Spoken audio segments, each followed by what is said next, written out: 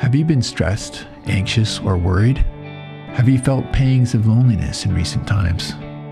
Are you longing for greater connection with others in the world around you?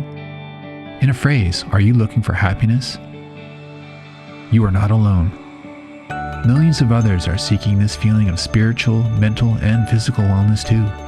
This podcast explores the underlying causes of unhappiness and shares with us the secrets of rewriting the frequent thoughts and redirecting the common behaviors that keep us in that state. Join forensic psychologist and best-selling author Dr. Neehall and her guests as they dive deep in the realm of psychological wellness and explore ways of finding happiness on demand. For our listeners, I'd just like to let you guys know how excited I am to have this wonderful licensed therapist with us today, Jill McMahon. Let me tell you a little bit about her claim to fame, shall we say, because she is brilliant. And I want to tell you something on a personal level. I bumped into her actually in a fitness center. She was actually our spin instructor, believe it or not, and she had me spinning. But when I got to know a little bit more about this woman's deep dive on grief, I was really excited to have her on board. So here's a little bit about her. We all like a bit of gossip, don't we? So she's a licensed professional counselor. She works here in the desert in Scottsdale. She owns her own private practice. Her area of expertise is on survivors of suicide since 2003. And she also works with grief as such. She can be found providing suicide prevention presentations and trainings around the community, as well as speaking about survivors of suicide and complicated grief nationally and internationally. She's been featured on several podcasts, and we want to welcome her to ours entitled Happiness on Demand. And she has co-authored books and also several publications. So we're in great hands today. You know this, huh? So without further ado, Jill, welcome. Well, hi. Thank you for having me. It means the world. I mean that. Thank you. We're very excited to have you on board because we know you're talking about grief. And in this era of uncertainty, as I say, I think you have a lot to tell us about grief. So, well, it's interesting. While you were introducing me, it didn't fall on deaf ears for me that this is a happiness podcast, and we're going to tackle the topic of grief. And I think that's lovely, Joan, because I am a firm believer that grief is a part of the human experience. Grief is, that shadow that everybody meets during their lifetime, yet it's one of those things that we fear the most and that we avoid the most. So, it is, I do think that this is important. I do think that this pairing is symbiotic in some ways because you have to experience grief and go through grief in order to experience true happiness. In fact, if we repress grief, I think it'll manifest itself in other ways and detract from our resilience, huh? Absolutely, 100%. So, I'm a firm believer in repressing grief and what I say, filling your trash can, right? Stuffing it down day after day, month. Some of my clients for years, what that does eventually is it creates disease. It is not only harmful to your mind and your happiness and your inner peace, it is harmful to your body. So we're seeing that more and more these days because many of us were raised in a family environment or just in an age where we were told just to pull our bootstraps up and keep going, right? One foot in front of the other. And whereas I acknowledge the importance of that attitude to some extent, it is almost just as important, if not more important, to clean your closet. Take care of your business, take care of your mind, your soul, clean it out so that you can get up the next day and keep going. So we just came out of the pandemic. And I think a lot of people became aware of grief and the multi-layers of grief. Right. And can you tell our listeners a little bit about that and how it became complicated grief and what that means for you? Well, I know everybody has heard this, but I'm going to say it again, hopefully in a different context. The pandemic has changed our lives forever. specifically in our awareness of mental health. So my field, our field, Joan, we have become exceedingly busy in the years post-pandemic.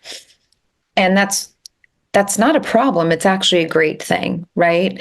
Anybody now who is looking to clean out that trash can or clean that mental closet because they spent 2 years of their lives sitting with themselves and sitting with their past and sitting with their traumas.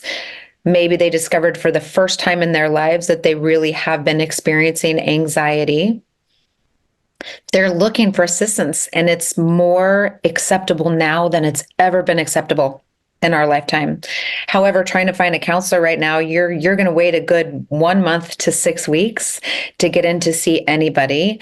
Again, I say that's a blessing because I would rather that people have an awareness and are taking steps to do what they need to do to find health and happiness again. Complicated grief is an interesting term. In our field, it's also quite controversial. A few years ago, the concept of complicated grief was introduced in the DSM, the diagnostic manual that all of us mental health providers use. It's somewhat our Bible when we go to bill for insurance purposes and diagnose and all of those things. I'm actually not a huge fan of diagnosing in general. However, complicated grief usually is in response to some type of trauma. Traditional grief is going to last anywhere. I know this will sound silly, so stick with me, but traditional grief is going to last anywhere from 2 weeks to 2 months. Complicated grief is just this heaviness, this inability to catch your breath, this feeling that you can never get out from under it, no matter what you try, which tricks of the trades, how many meditations you do, and it can last up to a year or two. So we are seeing more complicated grief than we have before. Complicated grief was traditionally associated with combat, traumatic loss of some type, homicide, vehicular death, suicide, but we're witnessing more and more complicated grief now. And, to wrap it up, this question, but to answer a question that you had mentioned previously, people are realizing that the events of their childhood that they have been avoiding are now catching up with them, right? You may be 55 years old and you've never really dealt with your brother's death when you were 7, or the fact that your mom walked out on your dad when you were 11 and you were told to keep your chin up and keep walking. It's not cleaning house, right? So it's caught up with you. And for some of those community members, that could now have turned into complicated grief. Hmm. So we look at this, and I guess I'm interested in what Corey Keyes talks about when he talks about languishing as one of the phenomena that we are now seeing today. And Pauline Boss, when she talks about ambiguous grief, and how those things affect our listeners today. So if we switch the lens now on our listeners, what advice as an expert would you give them? And on 2 levels, okay? One, grief, but then I would like you to talk when you've done with the grief bit. I want to open up the floor to your area of expertise, namely survivors of suicide, for example. Well, and some nuggets you want to share with them as they wait impatiently for counseling. That's a great lead in, as they're waiting patiently for counseling, right? Regarding the audience that's tuning in or has chosen this podcast of interest for them today, and some advice regarding grief, I would say now is the time. It's not too late. I oftentimes liken trauma or grief to the boogeyman, and I like to make it visual for my clients. So, when I say boogeyman, I envision the 1970s, 1980s scary Halloween movies where you and I can see it, Joan. There's always a bad guy outside, right? He's always looming outside. And what happens every single time in those movies? The babysitter's inside and she's getting the kids to safety and she's running upstairs and she's hiding under the bed and she's locking the door. Inevitably, the boogeyman always makes it in. So what would happen if we took control and we took charge and we went to the door and we opened the door and we said, can we help you? Can I help you? The amount of power that you take back just in that act alone. So bring that into today's scenario. If you have been hurting and you feel like you should be over it by now, or that nobody understands you, or you find yourself crying, which is great and beautiful and so healthy. But if it is a situation that has gone unresolved for you for too long now, open the door and say hello to the boogeyman, because he's going to seep in either way. So try to take some control and regain your sense of autonomy and start living your future today. That would be my number one piece of advice for anybody that feels that they have experienced some languishing grief, for sure. Now, my specialty for the last 20 years has been working specifically with survivors of suicide. And I know that not everybody is necessarily familiar with that term. A survivor of suicide is not somebody that has lived after an attempt. A survivor of suicide is a friend or family member that is left behind after someone that they cared about died by suicide, which is the appropriate term these days. We don't use the term committed suicide any longer. And wow, you want to talk about complicated grief.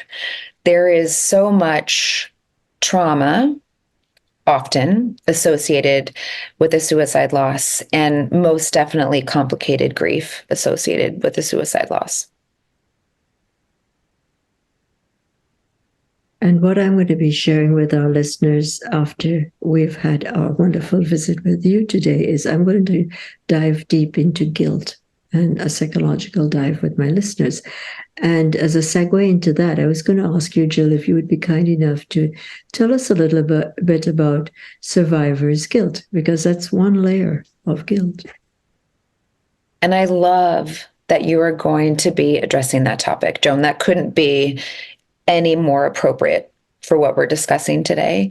So much of my work has been centered around two things when it comes to survivors of suicide: shame and guilt.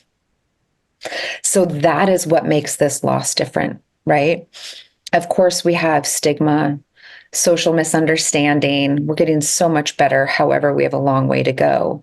But it is the shame associated with the death to suicide, and it is the guilt that seeps into every fiber of our being that makes this loss so much more challenging to overcome, right? It is absolutely possible, but it's important to acknowledge that what you're experiencing is not what other people are experiencing. And I don't often see that survivors have a hard time understanding that. By the time I meet them or see them, and sometimes that's immediately, I have been on the scene of several suicides. I have worked with families immediately after a death, and I have worked with families 10 or 20 years after a death. And I will tell you resoundingly, the most common theme is I feel isolated and all alone. I don't feel like anybody understands. Everybody wants to compare my son's suicide to losing their uncle to a heart attack. And with each one of those statements or comments, which I believe are meant to be comforting, that survivor is reminded over and over again how much the world just doesn't understand what they're experiencing. So very often, a friend or family member will feel this heavy blanket of guilt, right? The should have, would have, could have, the what could I have done differently? I shouldn't have gone out for groceries that day. I should have returned his phone call. I met this beautiful young girl, 16 years old. Her mom called me a few years back, hadn't known them. They looked me up on the internet, had seeing what I did for a living. And mom called and said, my daughter's at home. She lost a classmate to suicide 2 days ago. I don't really understand their relationship because they weren't really friends, but I cannot seem to get her out of bed. Can I ask you to speak with her today if I can get her to call you? And I said, absolutely. Had never met this young lady before. She calls me and says, I've known Thomas since we were in second grade. We were not friends. I cannot tell you the last time that I spoke with him, but I am riddled with guilt because all I can think is that if I would have smiled at him more, maybe he would be alive today. If that isn't representative, I mean, that's the tip of an iceberg. This is a young lady who did not lose her best friend, did not lose her boyfriend, did not lose a teammate. She lost a boy who was in her chemistry class, whom she hardly knew. And she was walking around with the guilt that had she smiled at him more often, maybe she could have saved his life. So I just want you to think about that in relationship to a best friend, a boyfriend, a parent, or a next door neighbor. Guilt associated with loss to suicide runs rampant. And it's part of what makes overcoming that trauma and that loss so complicated. And you've got specific interventions you use with your clients to help them with this? First and foremost, to be honest with you, I give them time. And that isn't often what my clients want to hear, right? I am cognizant enough to know that when somebody experiences a loss to suicide, that they've experienced a trauma. And so I think we have to wait until the crisis settles. You know, it's like anything else. You break an arm, you're not going to have surgery to reset it until the swelling goes down. So you need to let the response keep that person safe and let the response from that trauma settle. And then we go into talking about the shame and the guilt.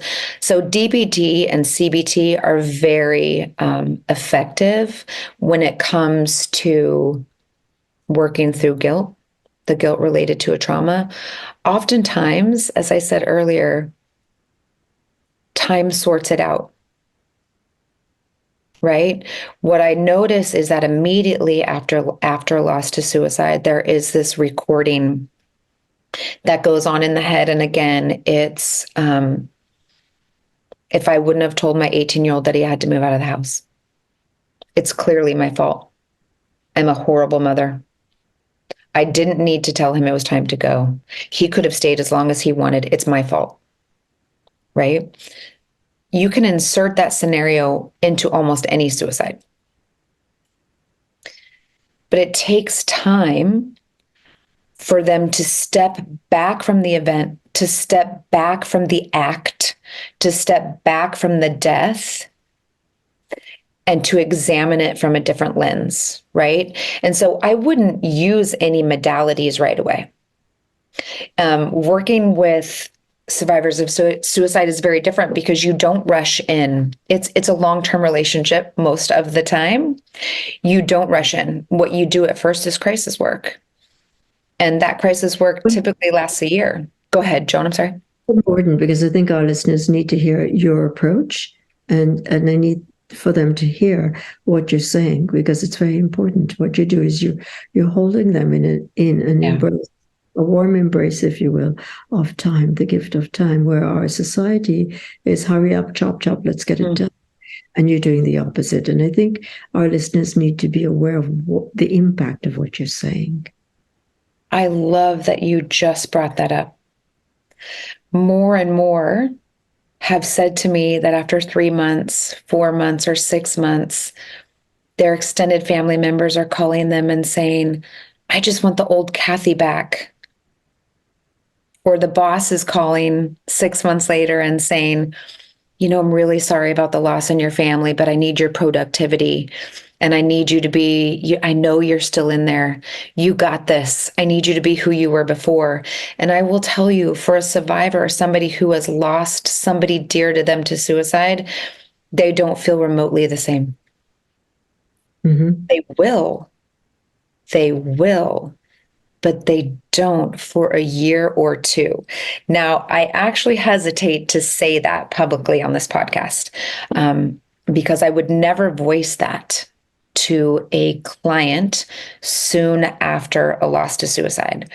Because if I said to a mother or a girlfriend or a best friend that they are going to be in this much psych ache, is what we call it, or this much distress for 2 years, that would be hopeless. It would be unfathomable. It would be worse. They couldn't. So, I don't say that immediately. I do exactly what you just said. I just sit with them patiently. I hold space with them. I allow them to empty their trash can in front of me session after session. And if we have to repeat the same story 900 times, that's called flooding. We will repeat the same story 900 times, because part of the complicated grief associated with suicide is that these family members and these friends don't feel like they can talk about the act of suicide out in their community or to their next door neighbor, right? So just providing that safe space to them where they can flood and repeat and process, gosh, honestly, Joan, for probably a year. That is a tactic and a technique all in of itself. Not trying to divert them, not trying to change the subject, not saying, yeah, but, right? We're 6 months in, Mr. Jones. So, but by now, you shouldn't be feeling this deep sense of longing. You shouldn't be feeling this deep sense of regret. I would never. And I think what you're also saying to our listeners is that while you hold them in this warm embrace of empathy, each person is different in their grief response. So just so that our audience not misconstrue what you're saying this could be the average life span of time, and it may be less, it might be more. Correct. That's Correct. what you're saying, right? Correct. I just wanted to make sure our audience understood what you're saying.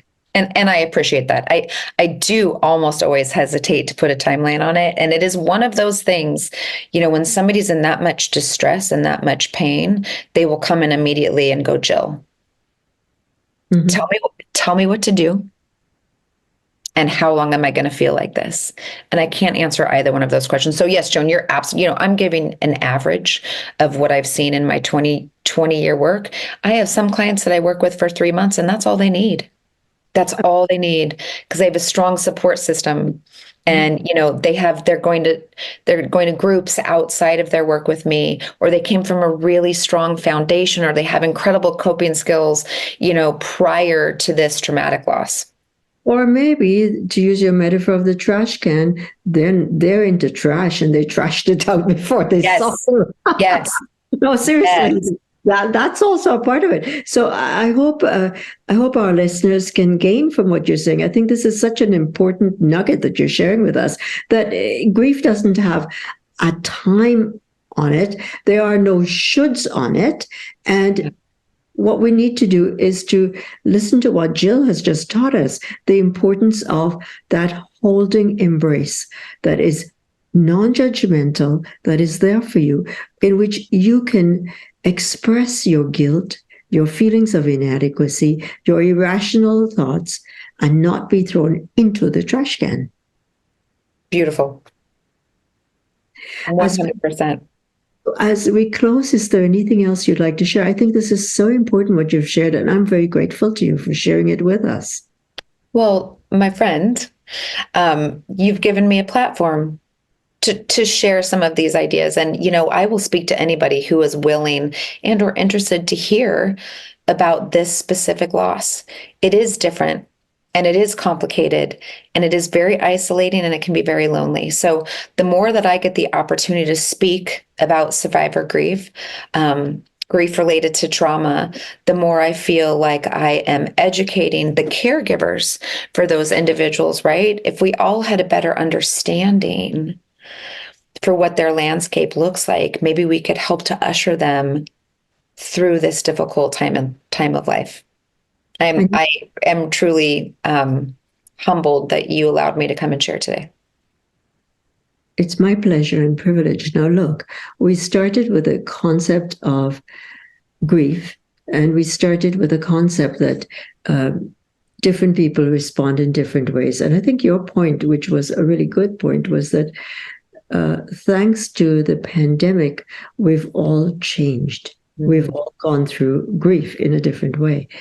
And I think the point that we need to underscore is that while we've changed, this change gives us a boost in terms of our resilience, our coping mechanisms, and helps us to move into a different way of looking at life, a way in which there's more appreciation, more growth, and in fact, more happiness.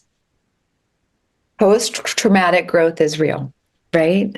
And I don't know if all of your listeners have heard that term, and I would invite them to look it up if they don't know it. We did a podcast on it already. You did. Okay. Post-traumatic growth is beautiful. And it is something that we can all experience. And I will tell you, there is a different version of you on the other side. It may not be the same version. It may be a better version in some ways, believe it or not. Change is scary, but it is also a part of life. And what it can create for us is new growth, a new sense of self, and new passion. So out of, my private practice, when I named it, is Spring Returns. And I named it Spring Returns on purpose because every season or every winter that the trees die, in the spring, they also bud again and they come back. And to me, grief and loss and trauma and even guilt all model after that tree where the leaves fall off and it buds again, and it's going to look different each season, maybe smaller some seasons, and it may be blooming and huge and create, shade for the entire neighborhood in other seasons. Doing your work will produce a different you that you can be proud of.